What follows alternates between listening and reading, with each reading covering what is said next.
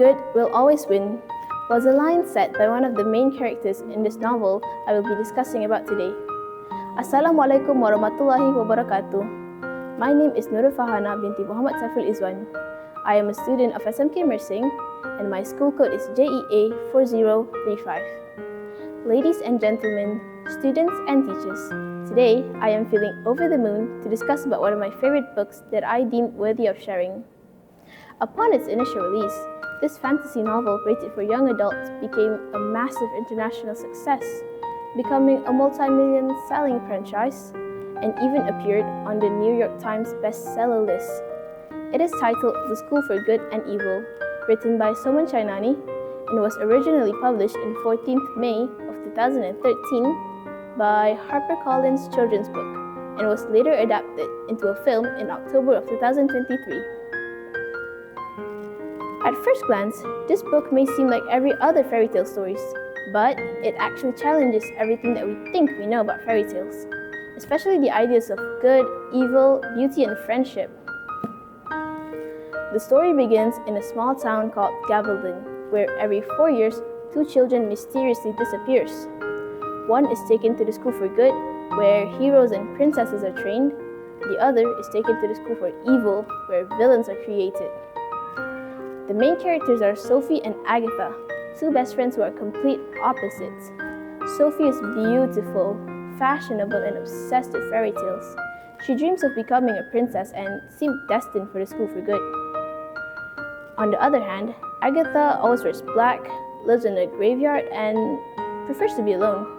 Because of her appearance, everyone assumed that she would be sent to the School for Evil. So, when the night of the choosing arrived, no one was surprised, until it all went wrong. Sophie, who is obsessed with fairy tales and believed to be destined for the School for Good, was sent to the School for Evil, and Agatha, who always wears black, is sent to the School for Good. This unexpected switch is one of the main reasons of why I really like this book. At the School for Good, Agatha struggles because she doesn't look like a typical fairy tale hero. She is judged by her appearance and treated as if she does not belong there. But as the story continues, we can see that Agatha is loyal, brave, and honest, the qualities that truly define goodness. Meanwhile, Sophie excels in the School for Evil. She is clever, manipulative, and very good at using magic. However, she refuses to believe that she belonged there. She believed that being good means being beautiful and loved.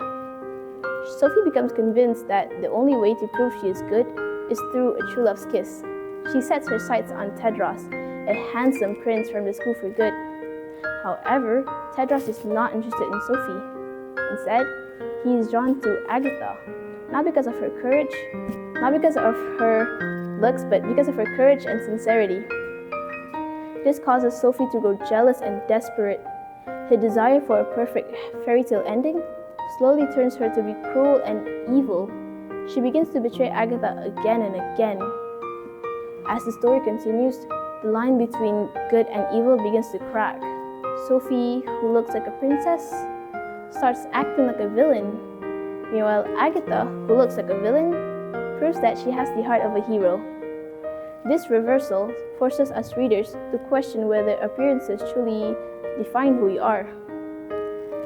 One of the most important ideas in this book is that true love doesn't always have to be romantic. Agatha eventually realizes that friendship, loyalty, and forgiveness can be just as powerful as a fairy tale romance. This message is especially meaningful because it challenges the traditional endings we are so used to seeing in fairy tales. By the end of the story, Agatha and Sophie return to Gavaldon, changed forever. They are no longer the same girls who left, and neither is their friendship. The novel does not end with a perfect happily ever after, but instead leaves readers thinking deeply about the nature of good and evil. Personally, I enjoyed The School for Good and Evil because, as the famous idiom says, don't judge a book by its cover, because appearances can be deceiving. The book itself shows that goodness comes from our choices, not how we look or what role society assigns us.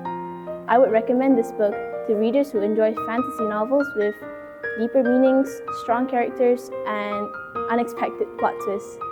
Thank you for watching, and that is my Bicara Buku on the School for Good and Evil.